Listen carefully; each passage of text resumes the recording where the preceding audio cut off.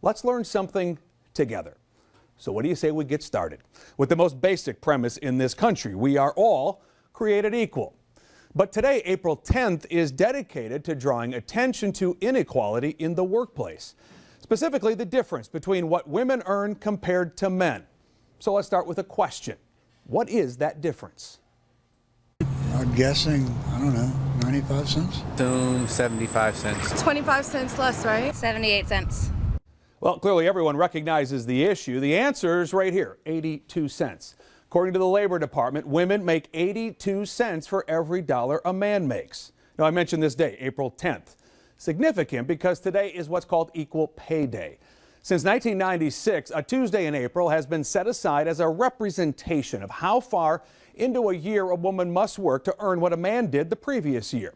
With the current numbers, a woman making 82 cents on the dollar, they must work an extra 9 weeks to be on par with a man. Now, here's something else important to know, some definitions important to understand. There's actually a difference between equal pay and the gender pay gap. Equal pay means getting paid the same for the same work. The gender pay gap more general. It's the difference between how men and women are paid across the board, regardless of jobs.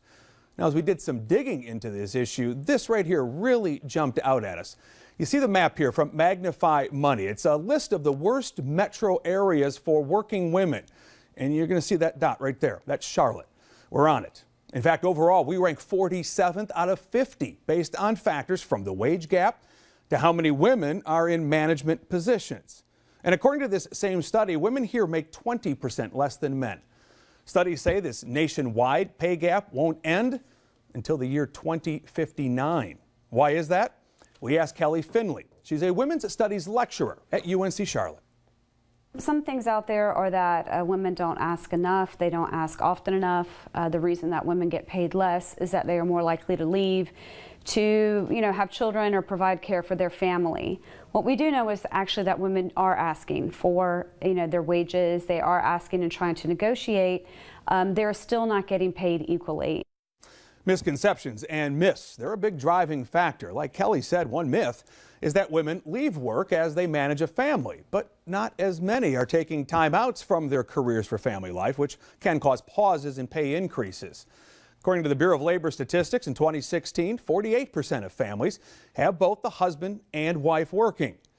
Now, Kelly says besides those misconceptions, another major hurdle is workplace policies and the law. So how does the law factor into all of this? Well, come with me as we break this down a little bit more. First off, keep in mind, there is a federal equal pay law, but North Carolina doesn't have a state equal pay law like many states. This right here is a map from the law firm Fisher Phillips. Equal pay advocates say these states that you see here shaded in red have done the most to protect workers. One effort in some of those states is to require big businesses to reveal salary data for both male and female workers. The idea here is that it'll put pressure on those businesses to make sure they're paying equally. But in California, the bill was vetoed because the state chamber of commerce said the data would be misleading. It wouldn't include factors that could affect a pay rate like experience or education. Another measure some states have taken up is banning employers from seeing or asking for someone's salary history, which can then be used to keep a salary down. In fact, just yesterday, a federal appeals court ruled employers cannot justify paying a woman less than a man simply based on her salary history. Advocates say this is a big step in closing the gender wage gap.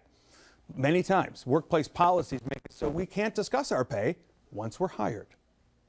Think about it. As many employees, you come into a company, it's not illegal to discuss what you earn, but you sign away your rights to discuss it with your employer upon penalty of termination. So you have no way of knowing that you're getting paid 25% less than your equally qualified colleagues. And look no further than your doctor's office. According to Doximity, women physicians in Charlotte make 33% less than their male counterparts. In fact, here in Charlotte, a lawsuit is pending against Carolina's Health Care, now known as Atrium. 3 women doctors say the men in their offices were paid more than them for the same work. If that turns out to be true, that violates that federal equal pay law we just mentioned. Now, Atrium says it can't comment because the case is pending, except to say there's no evidence of this happening.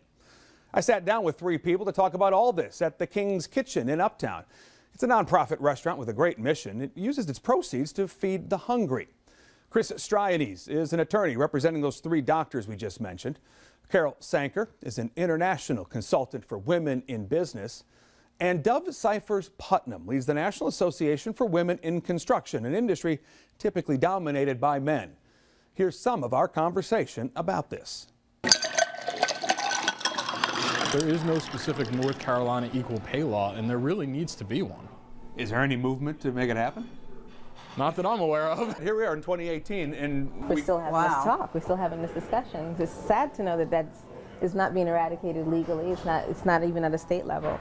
But it's a movement, and the movement also does help to propel a little bit more forward action toward mitigating that.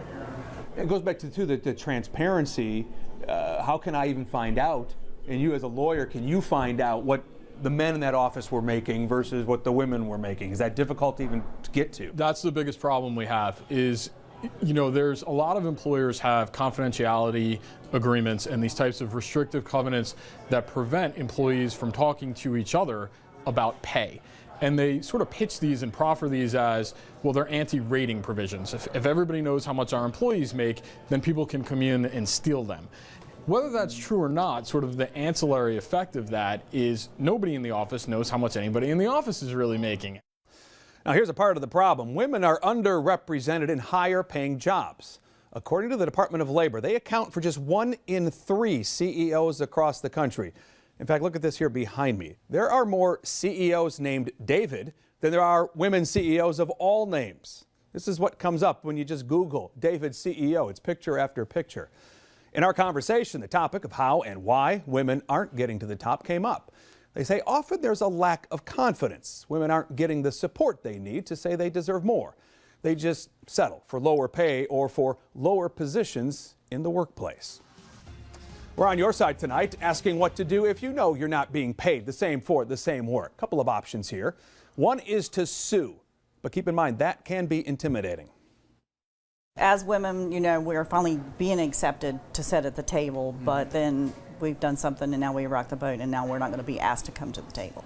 And I definitely agree. Going to court is definitely a tedious process. I've had tons of clients that have done it, but then they are blackballed. They can't get another seat at the table. I have tons of unemployed women who, because they've gone against a former employer for equal pay or time leave or, you know, medical leave or whatever, they can't get back into their industry. There's another potential solution Carol brought up in our conversation, which is to negotiate other things that are important to you, like, say, time off. She says it all depends on what you want. The power is in your hands, and there are support groups to help you build up your confidence to demand what you deserve. We have so much more on this on WBTV.com/tonight. You can watch the entire interviews we did on this topic.